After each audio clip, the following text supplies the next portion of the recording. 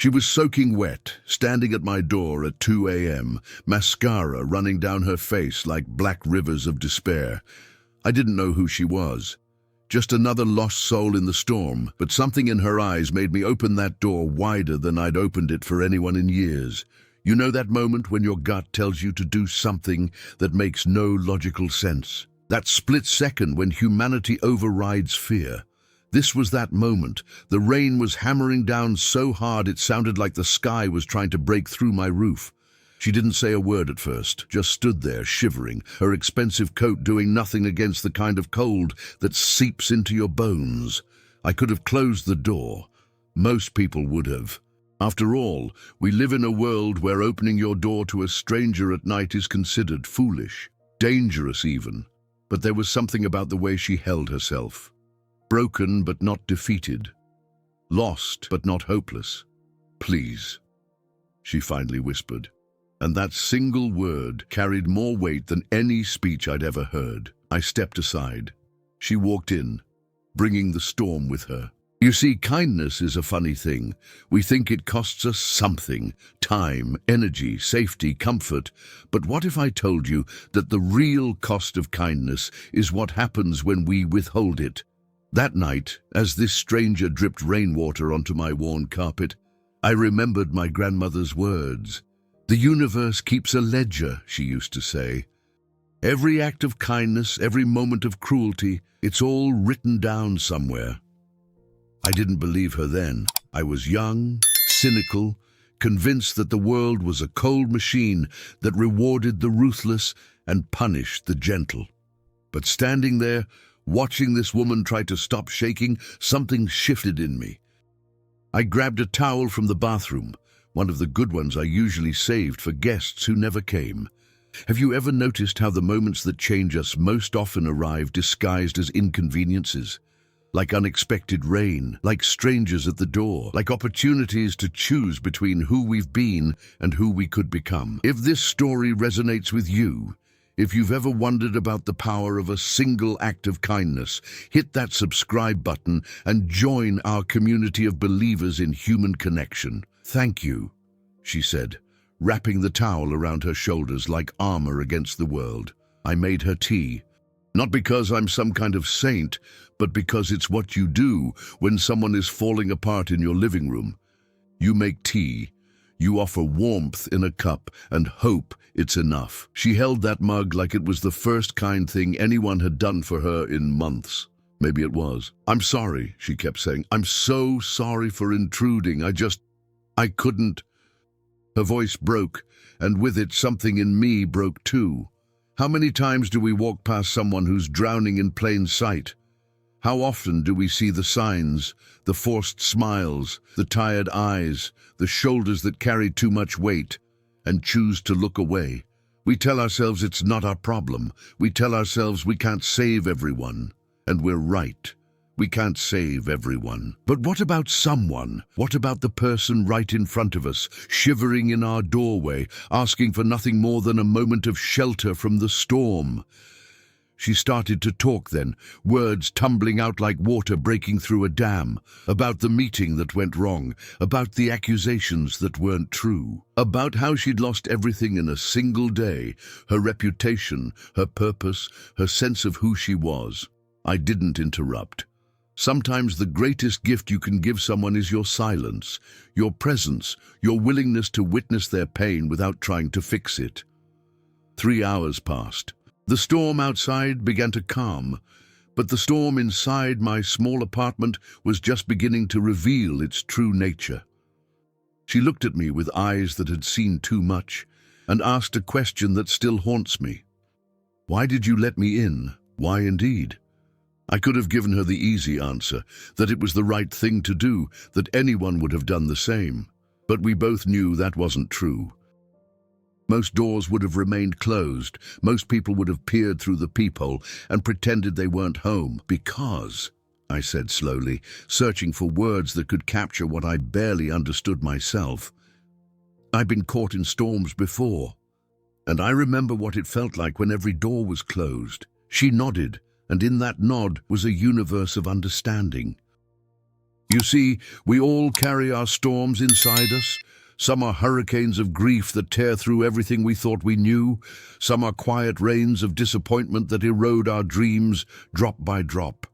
And some are sudden cloudbursts of crisis that leave us gasping for air, searching for any shelter we can find. But here's what I've learned. The storms that break us are often the same storms that remake us, like this video, and drop a comment below, sharing a time when someone opened a door for you when you needed it most. Your story might be exactly what someone else needs to hear today. "I should go," she said, but made no move to leave.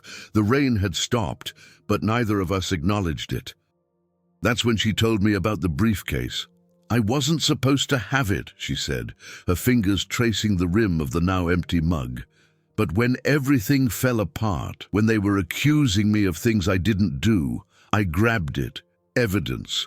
Proof of what was really happening." My living room suddenly felt smaller.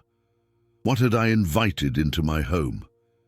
But then I looked at her again, really looked at her. Not at the expensive coat or the designer shoes that were probably ruined beyond repair. I looked at the person, the human being who was trusting me with something that clearly terrified her. How often do we judge the book by its cover, missing the story written in invisible ink between the lines? "They'll come looking for it," she continued. "For me, I shouldn't have involved you. I'm so sorry. But here's the thing about kindness. It's not a fair-weather friend. True kindness doesn't disappear when things get complicated. It doesn't run when the stakes get high. It doubles down." "What's in the briefcase?" I asked. She laughed, but it was the kind of laugh that holds no joy, only irony. "Proof that sometimes the people we trust most are the ones who betray us deepest. Proof that power corrupts in ways we can't imagine until we see it with our own eyes." I made a decision then. One of those decisions that divides your life into before and after. "You can stay here tonight. We'll figure out what to do in the morning." She slept on my couch, curled up like a question mark, as if even in sleep she couldn't stop asking why. Why her? Why now? Why did the world work this way? I couldn't sleep. Instead, I sat in my kitchen, staring at the briefcase she'd placed carefully by the door. Such an ordinary object to contain such extraordinary consequences. Do you ever think about how the most significant moments of our lives often come dressed in mundane clothing? A regular Tuesday that becomes the day everything changes. A simple conversation that rewrites your entire worldview. A briefcase that holds secrets powerful enough to topple giants. I thought about my own life, about the careful walls I'd built around my heart, about how I'd convinced myself that staying small, staying safe, staying uninvolved was the smart way to live. But what kind of life is that really? What's the point of having a heart if you're too afraid to use it? What's the purpose of having a door if you never open it to those who need to come inside? The woman on my couch stirred, mumbling something in her sleep. And I realized something that changed everything. I realized that I'd spent so many years protecting myself from the storm that I'd forgotten the sun. I'd been so busy building walls that I'd created my own prison. Morning came like a reluctant witness, grey and uncertain. She woke with a start, momentarily confused about where she was. Then memory flooded back, and I watched her shoulders slump under its weight. "I need to tell you something," she said, her voice rough from sleep and tears. "I know who you are." The words hung between us like a bridge I wasn't sure I wanted to cross. "What do you mean?" She smiled sadly. "I mean, I know why you live alone. I know why you don't answer your phone. I know why you open the door for a stranger when you don't even open it for family anymore." My heart stopped. How could she know? How could this stranger know about the accident, about the guilt that had driven me into hiding, about the way I'd punished myself by cutting off everyone who tried to love me?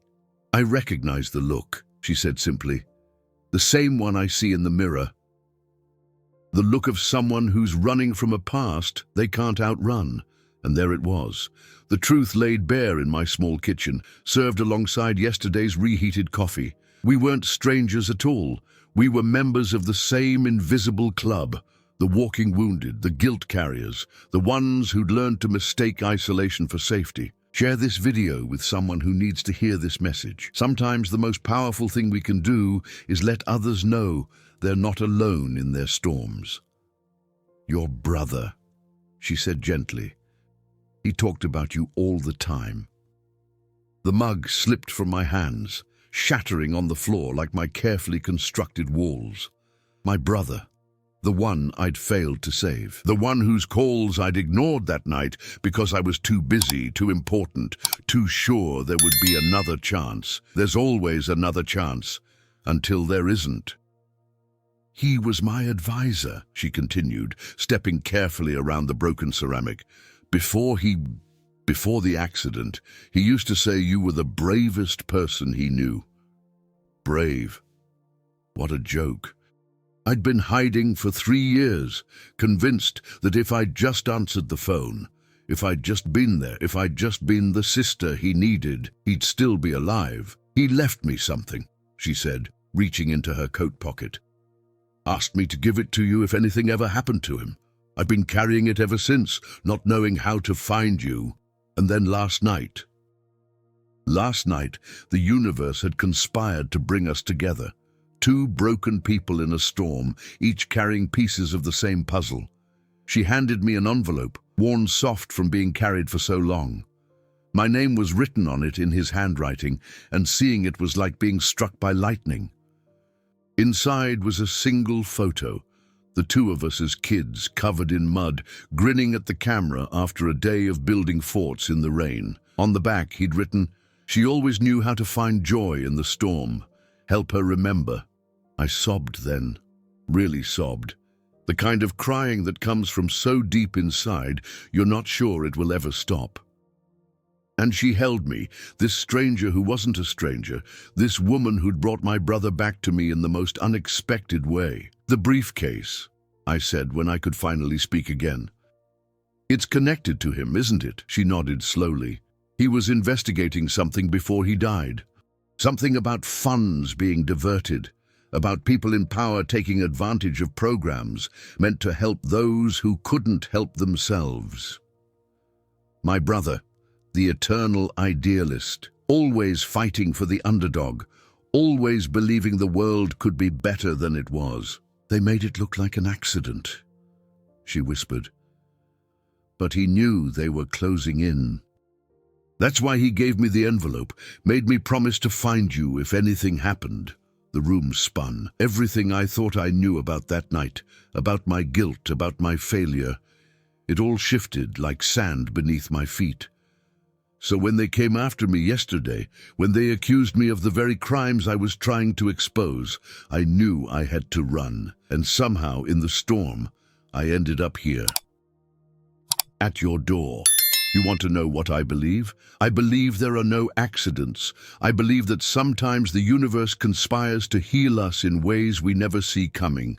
I believe that the very things we run from often carry the keys to our freedom.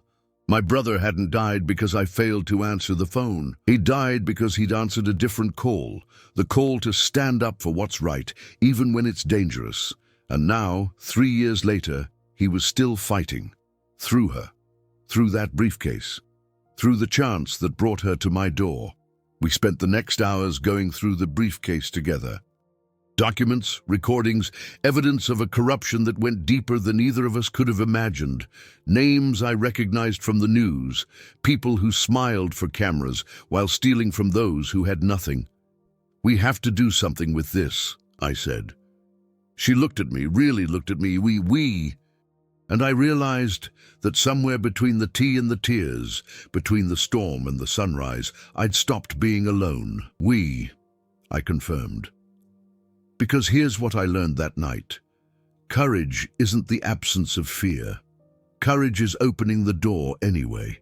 Courage is making tea for a stranger. Courage is choosing connection over comfort, truth over safety, love over loss. My brother had known that. He'd lived it every day of his too short life. And now, finally, I understood what he'd been trying to tell me all along. We're not meant to weather our storms alone.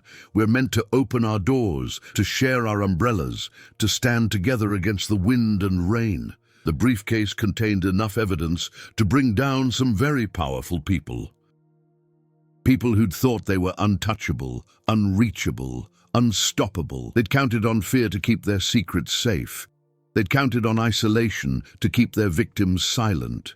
They hadn't counted on kindness. They hadn't counted on two women brought together by loss, bound together by truth, strengthened together by the simple act of opening a door. The story hit the news 3 weeks later. Headlines screamed about corruption exposed, about justice served, about how a simple briefcase had toppled an empire built on lies. But they missed the real story. The real story was about a woman who knocked on a stranger's door in a storm. The real story was about someone who chose to open that door. The real story was about how the threads of our lives are woven together in ways we can't see until we step back and look at the whole tapestry. She testified. I sat in that courtroom every single day, holding space for her courage, witnessing her truth. And when it was over, when justice had been served and the guilty had been held accountable, we stood outside the courthouse in another rainstorm. But this time, we had umbrellas. This time, we weren't running from the storm. We were dancing in it. You saved me that night, she said. No, I replied, we saved each other. Because that's how it works, isn't it?